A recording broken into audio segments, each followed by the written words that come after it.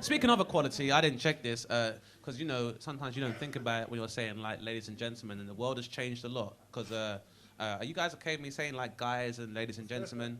Because, you know, so I'm from London, and sometimes people get very upset, and they're like, I don't identify as a man or a woman. I am non-binary. I am gender fluid.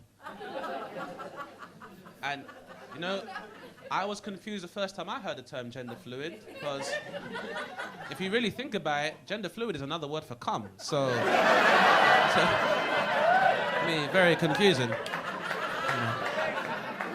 You know. Like, gender fluid is a weird term. Like, gender fluid sounds like something that Harry Potter would drink on his stag do. That's what that sounds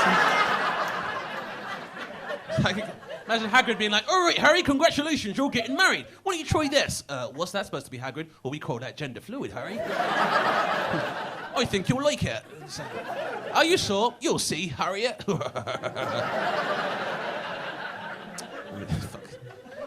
I mean, I'm joking. I never watched fucking Harry Potter. That's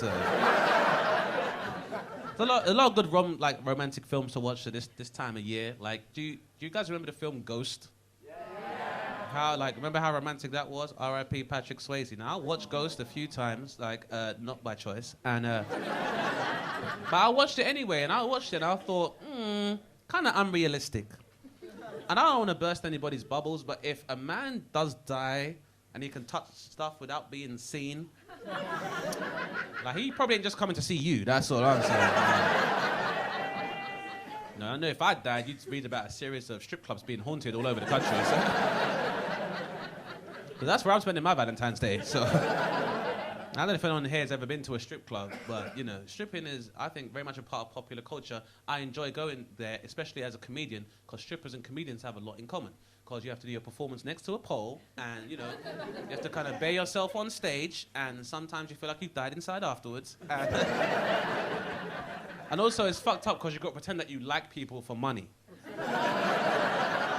But not you guys, you're special. Oh, you guys are different. It's the best looking crowd I've ever seen. Now, it's definitely a part of popular culture, man. Like, you know now you can actually get, like, pole dancing classes on Groupon now. Like, I don't know, has anyone here ever done pole dancing before, taken a class?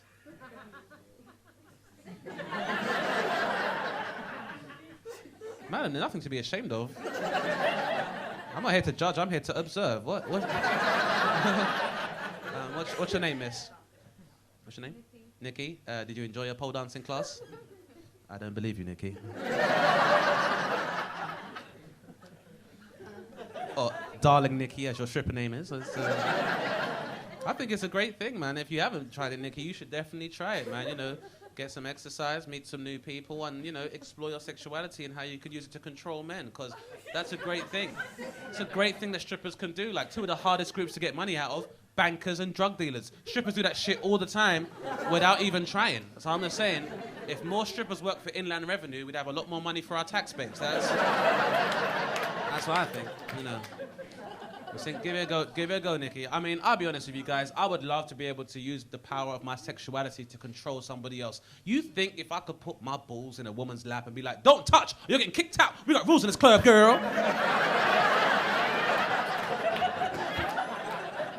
If I could do that for a living, I want to be here doing fucking comedy. I'd love that shit, man.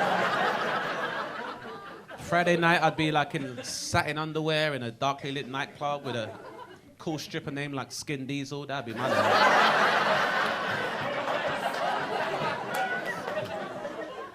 That was like my first choice, but then I also had like Fanny Glover and also Better Dick Cumbersnatch. That was my other name. No, I know a lot of people are here with their partners and stuff, and it's like, oh, I've never heard of a strip club, darling. I don't know what it is. I'm saying, don't knock it until you try it, you know, because if it's any consolate, would you be happy if your partner went to a strip club? You pay him to go? All right. You hold on to her, sir. You have an angel in your midst, sis. Saying, man, yeah, give it a try, man. Maybe go together. I'm just saying, look, it's not what you think it is. They're more scared of you than you are of them. Which I know sounds a lot like spiders, but spiders and strippers also have a lot in common. you think about, like, you know, both those jobs involve a lot of climbing and agility, and both those jobs involve capturing creeps and pests in an invisible web to feed your family. And also your girlfriend gets very upset if she sees one in the bathroom. So you can see there's, like, you know, there's a lot of stuff in common, man.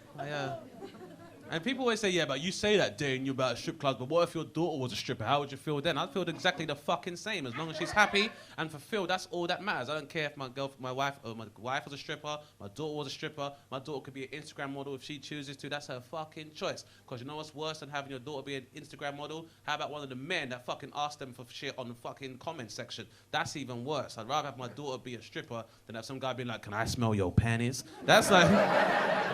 That's somebody's son too, so...